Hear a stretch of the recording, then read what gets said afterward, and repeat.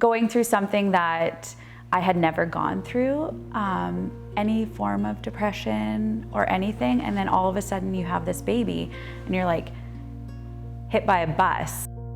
Your emotions are crazy and it should be the happiest time of your life, and it's not. I knew that I wasn't supposed to feel those kind of thoughts. So why is this happening now and not any of the other kids that I had? So I wrote Lexa a letter on her first birthday, just explaining kind of how my first year went and how I felt and how much I love her. Postpartum depression is an awful disease that captures mothers in what should be their most joyous time of life. Postpartum depression took that from me. I will never get your first year of life back. Your first year of life, well, your mama shouldn't cry daily or be so anxious she needs medication to stop the pounding in her chest. I spent 13 nights away from you in your first year of life due to my sickness and needing to be hospitalized. I spent 365 days wondering what is wrong with me and why I cannot shake this feeling. My battle is not over, but I will win this fight. You are my light. You are the reason I crawl out of bed each morning, when most of the time I just want to bury my head under the covers. You are the reason I wake up fighting to get better.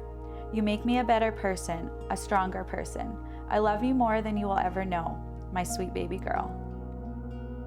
2017 in January, Lexa was born. Probably the month before I had her, I cried a lot.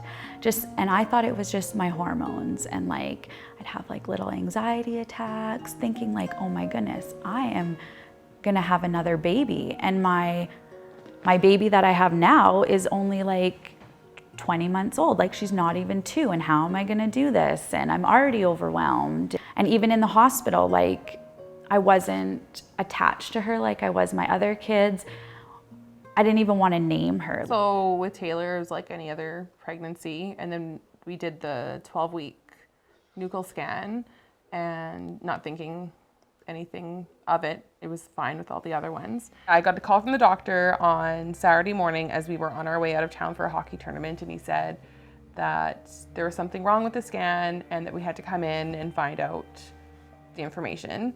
And so we went in, and he said there's a 1 in 50 chance that the baby has Down syndrome, which that was not a huge scary thing. But he said to us, you have 3 healthy kids, so maybe you want to look at having an abortion for this baby. That's literally what he said to us. So that freaked us out. And I was miserable. I was anxious. I couldn't cope. I couldn't be the mom I wanted to be. Instead of the joys of this one little baby, her first time walking, crawling, laughing, her first smile, really that's not what comes to my mind when I think of Lexa's first year. We decided to have an amniocentesis. So it was 8 weeks or something in total from when we first got the call that there was something wrong to finding out the results. Not having that baby was that wasn't an option. In that 8 weeks, I sunk. I became depressed. I can't even remember. I was very low. Mike had to take me to the hospital because he was worried that I might hurt myself. I'm so angry. I'm going to hurt myself, or I'm gonna hurt one of my kids. I'm gonna take this anger out on my children. And I knew that that wasn't good. Right before I was admitted in July to the hospital, I had visions constantly, not of hurting my kids, but of hurting myself. Not killing myself, but doing things like jumping off my deck, banging my head in a wall, running my car into a pole. Just because I didn't understand why I hurt so bad on the inside. I wanted something physical. I wanted to look at myself and know I have 2 broken legs. That's why I can't look after my kids, not because I'm mentally unable to. I wanted a physical reason to not be able to look after my kids. And that was probably one of my darkest moments. You were a shell of who you were with the other babies. Like, confusing at first to say she's always pretty happy and outgoing, and she didn't want to go anywhere. She was miserable. I had to deal with the kids all the time. Like, I'd come home from work, and after a few weeks of this where she doesn't want to see her friends and she loves her friends, or she didn't want to do anything. So I knew something was wrong. Looking back, like not wanting to hold Lexa, not knowing what to do with her when she was crying. I was reading in my journal last night, there was one day where she was crying, I was crying. I just finally had to put her in her crib and wait for Ryan to come home because I couldn't deal with her. It was hard. Like, you talk to her and she'd be mad at life and me and very short with the kids. And it wasn't the kids' fault, right? Mm-hmm. But to see the woman you married and loved, and she was always kind of the strong one, it seemed like, and now I was the one that was having to. But I have a friend, he said, marriage isn't 50-50, it's 100%. So if one's down, you step it up, and it might not be 100% all the time, but you gotta take turns, right? So.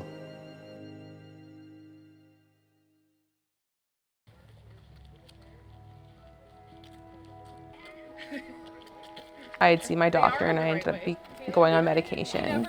And within a few weeks, I was feeling a lot better. Like, I slowly got to a point where I started exercising a little bit more and just taking care of myself and feeling able to take care of myself. I am thankful I got into the maternal mental health program, because if it wasn't for my psychiatrist, I really don't know where I'd be.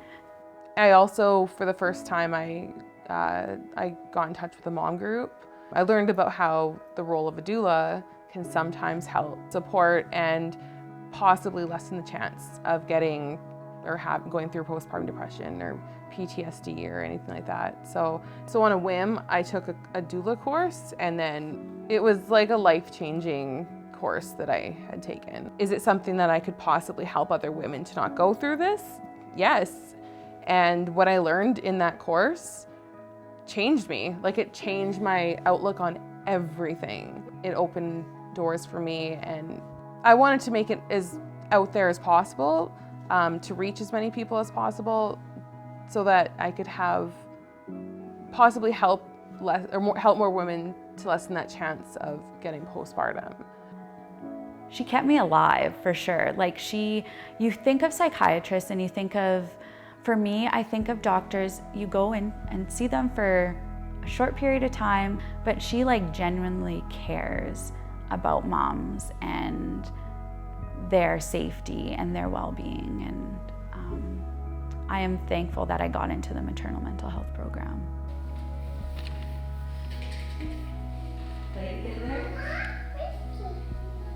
Change it.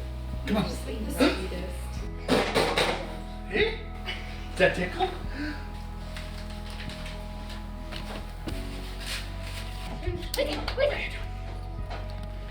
Who's not in here?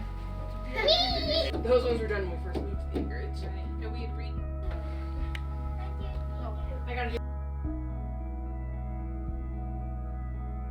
I know there's a lot of guys that when they get home, they'll just sit on the couch, drink a beer, and just talk to them, ask how they're feeling. Pay attention to what they're saying and how they're saying it. Just realize that it's not any different than breaking a leg. If you need to get help, you need to get help. You got to be there for them. You might have to not do as much of your own stuff. I know I try not to be a selfish guy, but it's sometimes it's hard, right? Like, but if you love the person, and I mean, you got a baby together, you're gonna have to make it work. So. Oh, so close! Taylor, I love you. I love you too. I love you more. I love you more. I love you more. I love you more. The end. I'm so proud of my family. I'm so lucky to have all these guys. I wouldn't trade any of them away. It's good knowing that you can get through that. and come out on the other side, and I would never want to miss It's dry. any of this. It's dry. No, it's not. And now I've learned when there's moments where I feel like I can't cope, I know I need to just take the time for myself. I need to book my kids into daycare if I just need a day to sit at home and do nothing, and that's okay. Or I finally have allowed myself to do things like that. And it took a lot of work and therapy and hospitalization, but I'm there, and I don't feel guilty for leaving. Being able to be there and make it through the end was a huge relief. It was almost like a new beginning of like just a new chapter in our marriage. It got way better. And going through that was because we were different people. We decided that we were gonna put ourselves first. We were gonna make sure that we had a solid foundation, because we have to take care of these kids. They will be gone one day, and it's us left together. So like they'll get old and move on, and we want to still have us.